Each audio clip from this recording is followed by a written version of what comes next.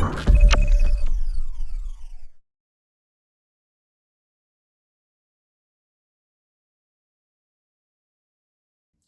what's happening in the oil markets? Now, I'm not going to go into great details here about the difference between futures contracts and the price of oil, other than to say the price of oil didn't go to negative, actually. It was just the futures contracts that went to negative.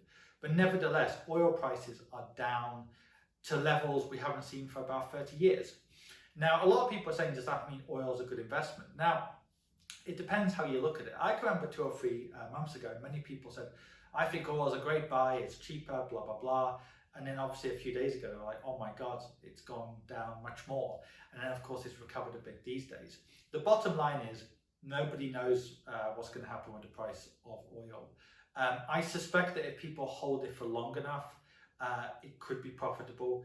And indeed, for that matter, of course, in the next few days, few weeks, it could bounce up and down, right? So somebody who buys it today, you know what, it could bounce by 50% or go down by 20% in a day because we're in very unusual times. However, one thing I would say is I wouldn't assume that we're automatically going to go back again to high oil prices. I can remember, I think it was one of the Saudi Arabian ministers said something like the world should ignore the chances of there being $100 a barrel oil prices again. Now again, we don't know if there's a big war in the Middle East or whatever. Who knows? We could have $100 a barrel oil prices, and of course, when the world starts to recover from this lockdown or whatever, you could have higher oil prices. But you've got to remember some of the trends that exist in terms of we're weaning away from oil, not completely, but we're doing less business travel at least. Because we're going to a remote global online world. And in addition to that, of course, demand is going to be very low for the next 2 or 3 years. You've got a lot of other technologies like nuclear and so on, which could replace oil. That doesn't mean oil demand is going to go to zero, but the demand is going to go down a lot.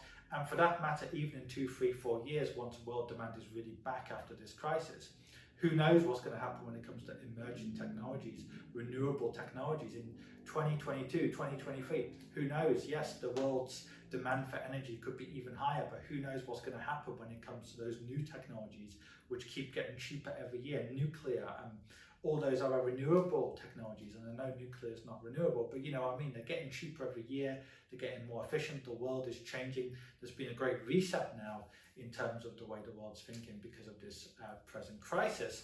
So what I'm trying to say is, if you want to put 5 or 10% of your portfolio in oil, that's fine, but bear in mind it's a bit of a speculation because it doesn't pay a yield, it doesn't pay a dividend, it doesn't pay a coupon.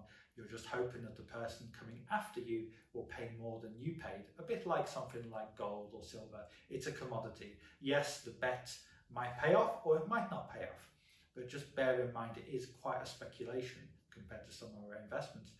That speculation might pay off or it might not pay off, but nobody really knows.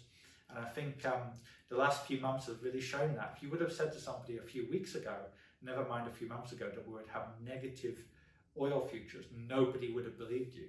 So it's almost impossible to predict where the price of oil will be in 2 or 3 months' time.